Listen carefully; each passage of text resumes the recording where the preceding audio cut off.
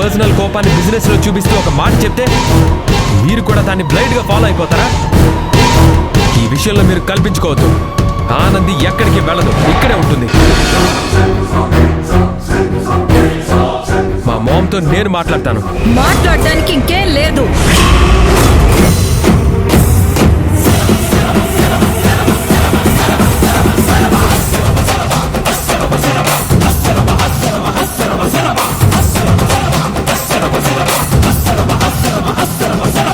నా నిర్ణయంలో ఎలాంటి మార్పు లేదు. ఆనంది ఇక ఒక్క క్షణం కూడా ఈ కంపెనీలో ఉండడానికి వీల్లేదు.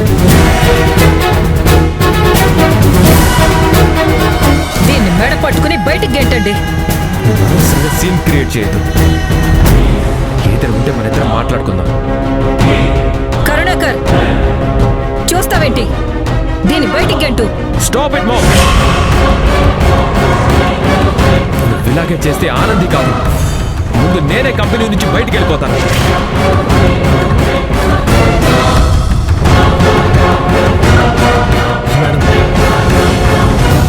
మీ సొంత గొడవల్ని కారణంగా చూపించి ఒక వర్కర్ని అకారణంగా పనిలోంచి తీసేస్తామంటే దానికి సూపర్వైజర్గా నేను దీనికి ఒప్పుకోను.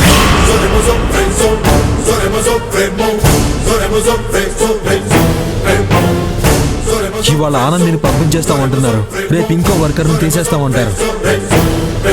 మీరు పంపించేదేంటి? నేనే వెళ్ళిపోతున్నాను.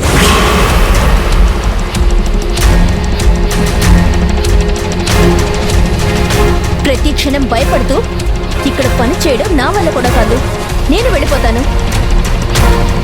అవును, మేము కూడా వెళ్ళిపోతాం.